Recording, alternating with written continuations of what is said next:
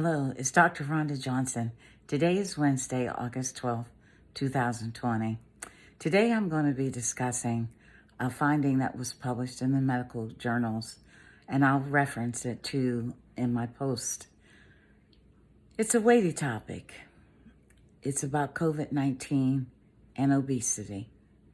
You know, the United States has the highest rates of severe obesity in the industrialized world. More than 40% of Americans are considered obese.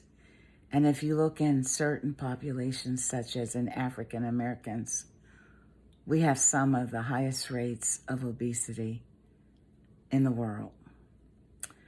During the last few months of this COVID pandemic, over 300 articles have been published in the medical journals reporting an association between severe obesity and complications and death rates from COVID-19.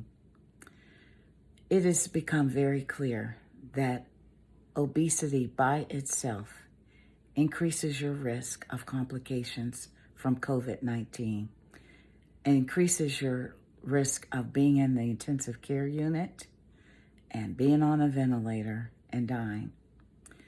Now, like many things with COVID-19, the risk is greater for obese men than obese women.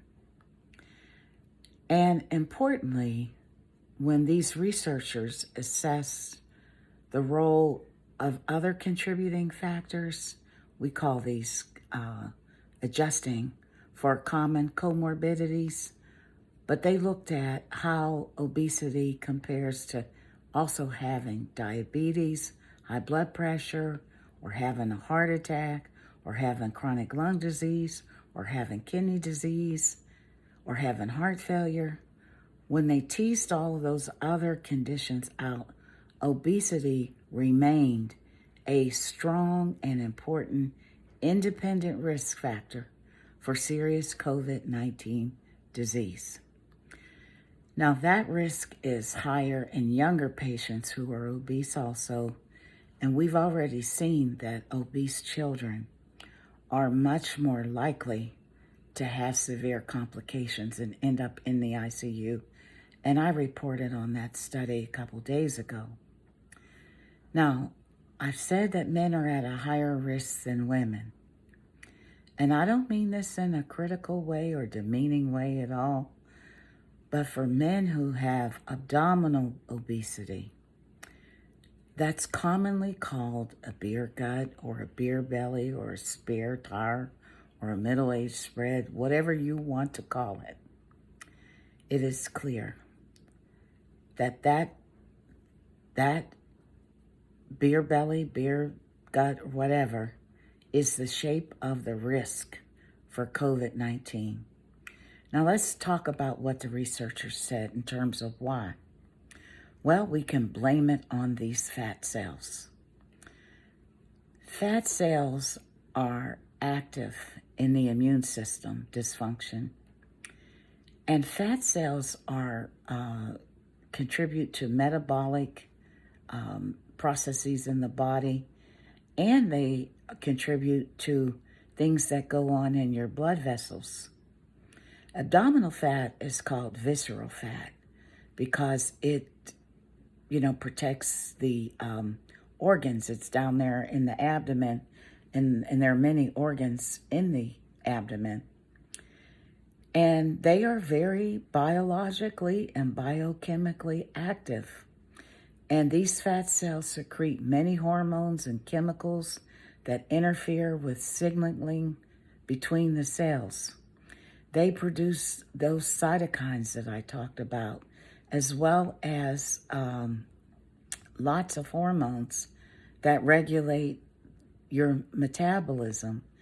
And they produce hormones and proteins that cause a whole lot of things that can increase your risk of having abnormal levels of lipids, cholesterol, dysfunction of the endothelial cells that line the blood vessels, and this whole renin-angiotensin system that stimulates hypertension. Now, I know that's a lot, but they also produce chemicals that can cause damage to the lung cells.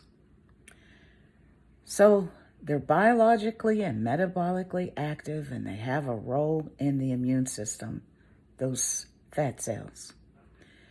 All of that, produces abdominal or visceral obesity.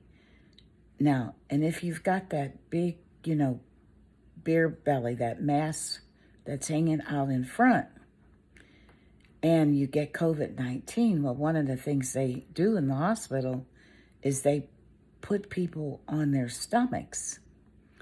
And of course, that could be a barrier because it can make it difficult to breathe in the prone position. And most of your lung breathing occurs in the back of your lungs. Now, lastly, fat cells have more of these receptors that the COVID-19 virus binds to. They have more what's called ACE2 receptors, the angiotensin converting enzyme 2 receptors that the COVID-19 virus binds to.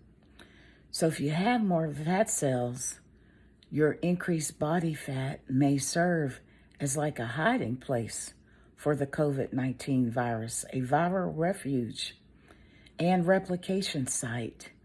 And that prolongs viral shedding. So the more fat you have, the more places for the COVID-19 virus to replicate. And it can increase your viral load and overwhelm your immune system. So there are many, many reasons, as I've just shared, why being overweight is not good in terms if you get the COVID-19 infection. So now what should we do? Those of us who have a few pounds to lose, well, we know it's not easy because obesity is so common in the United States.